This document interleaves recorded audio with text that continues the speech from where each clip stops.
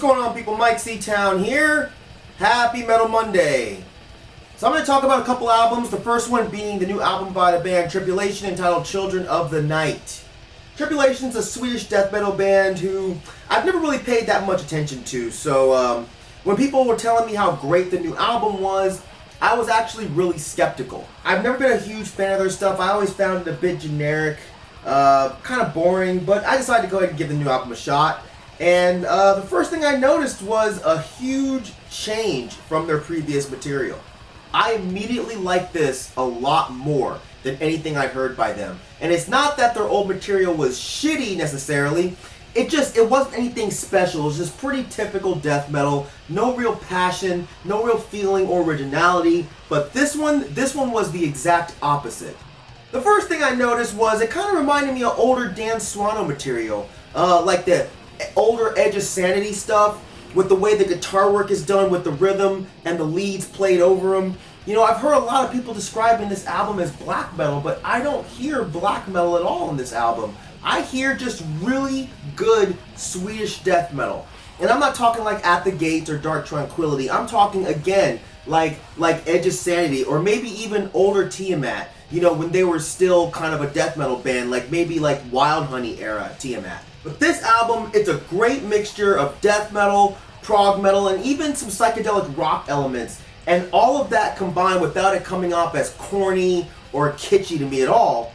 And the interesting thing about this album is this is basically the same formula as old Opeth records, but the result is completely different. This one comes off as more atmospheric and more moody and brooding. And there are even hints of like older In Flames or older Iron Maiden, which is basically the same thing if we're talking about the dueling guitar work that's done here. The track Mother of God is a prime example of what I'm talking about.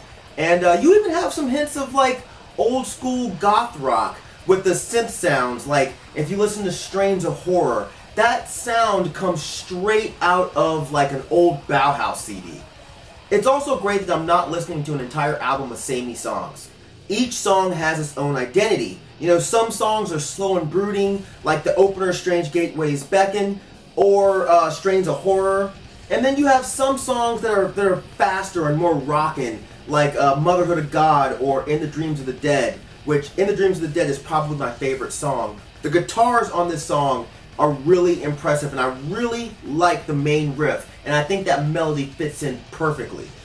I've heard some people complain about the vocals, but they don't bother me at all. You know, when it comes to a death metal album, to me, the music just has to be good. If the vocals are competent, I'm good. And I think on this album, the vocals fit perfectly. You know, he doesn't need to do anything crazy or show off. He just screams in like this nice, gruff voice that's somewhere between John from Dissection and Maddie from Dismember.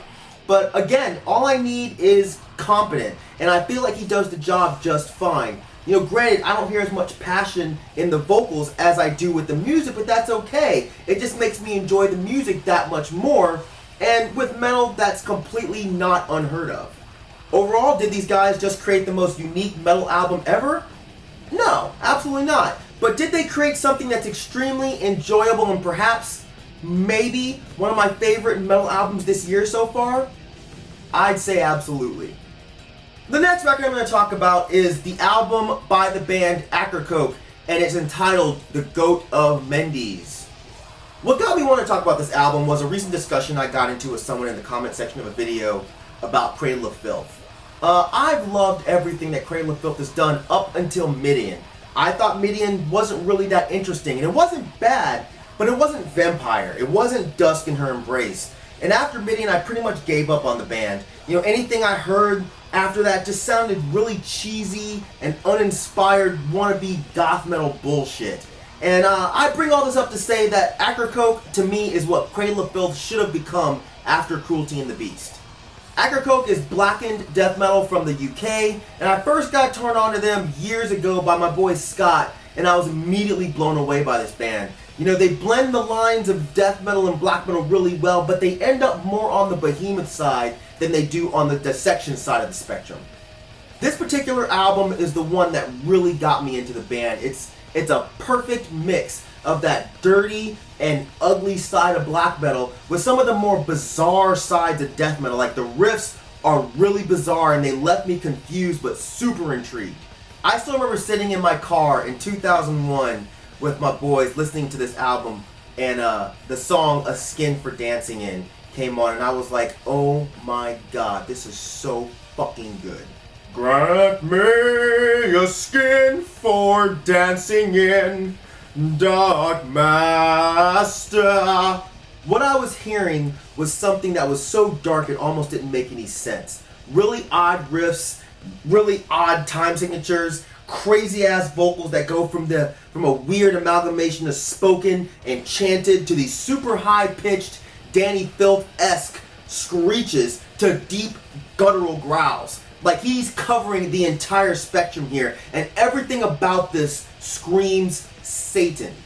After I heard this album, I immediately bought it, and I've always thought it was an underrated masterpiece. You know, when you listen to this album as a whole, what you get is a really diverse mix of various sounds that you would really not think would fit. But the way Akercocke blends them, they do it so perfectly. They'll go from a super brutal death metal riff to an atmospheric black metal riff all in the span of 30 seconds. You know, throughout the album, you're kept on your toes because you seriously have no idea what's about to come next. There's a definite dark and twisted theme to this album. You know, looking at it, you really get an over-the-top satanic feel which can turn people off, you know, even devout metalheads, because it can come off as cheesy looking or appear as if they're trying way too hard, and this might be the reason they got overlooked. The album has a lot of really perverse lyrics about sex, nuns, Satan, nuns having sex with Satan. The thing about this band is they were genuinely weird. Like when you look through the booklet at pictures of the band, some of it was your typical evil metal tropes, but the way they combine it with pictures of them standing around a dinner party in these crazy suits, it makes you really wonder what these dudes are about. It's truly a shame that not many people talk about this band. You know, they were musically far more adventurous than a lot of the bands back then, and even bands today. Like, anyone can throw together a mishmash of different sounds, but not every band can make it come together as a cohesive project, as opposed to sounding like a big mess of riffs. So that's it for this edition of Metal Monday. If there's any metal albums out there that you think I should check out, make sure you leave them in the comments section. And if you've listened to these albums, make sure you let me know what you thought about them in the comments section. Alright? As usual, thank you for living, thank you for loving, thank you for being you. And I will see you guys next